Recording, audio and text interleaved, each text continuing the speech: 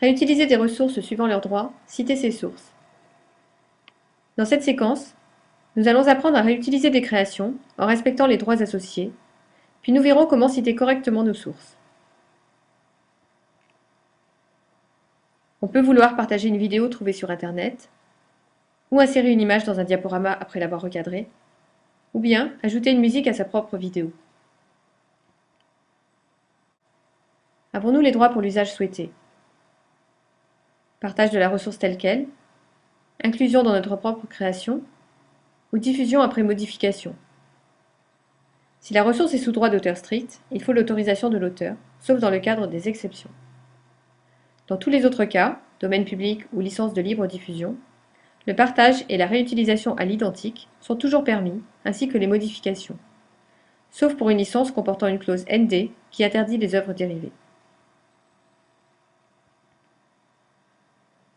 Dans la législation actuelle, il faut toujours citer l'auteur et la source, même pour des œuvres du domaine public, en vertu du droit moral. Si l'on réutilise une œuvre sous licence de libre diffusion, il convient aussi de citer la licence et inclure un lien vers celle-ci.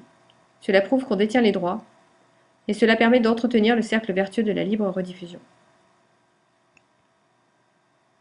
Par exemple, si l'on souhaite réutiliser une photo, une musique ou une vidéo sous licence Creative Commons, il faudra citer l'auteur, la licence, et inclure un lien vers le texte de la licence. C'est suffisant.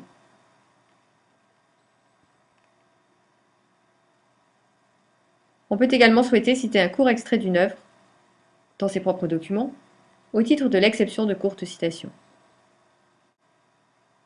Réutiliser un extrait à l'identique et de façon explicite s'appelle en effet une citation. Cependant, la loi ne précise pas quel pourcentage de l'œuvre est autorisé, mais il doit être faible.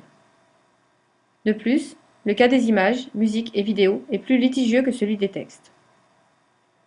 Dans le cas d'une citation textuelle, il faut la placer entre guillemets si elle est courte, ou la détacher de notre propre texte si elle est longue.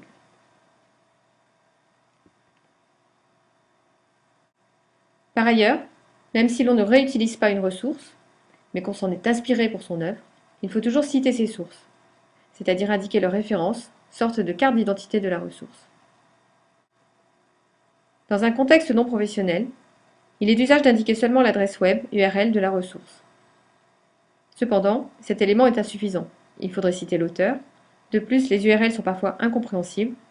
Enfin, si l'adresse web change, en cliquant sur le lien, on obtient la fameuse erreur 404 de page non trouvée. Il sera alors plus difficile de retrouver la ressource, en l'absence de toute autre information. Il convient donc de citer plus rigoureusement ces références web. Pour cela, il existe une norme internationale, ISO 690, de citation des références, qui porte entre autres sur les ressources électroniques. Elle précise quelles informations doivent être indiquées et dans quel ordre.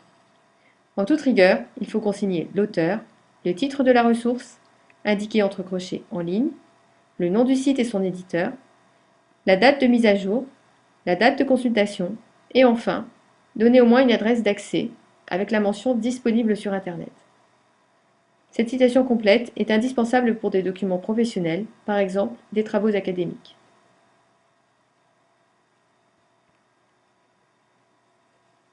Voici deux exemples de ressources accessibles sur le web correctement citées, un texte de loi et une thèse académique.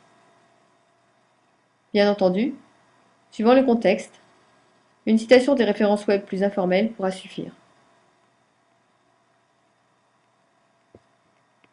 Et maintenant, à vous de jouer.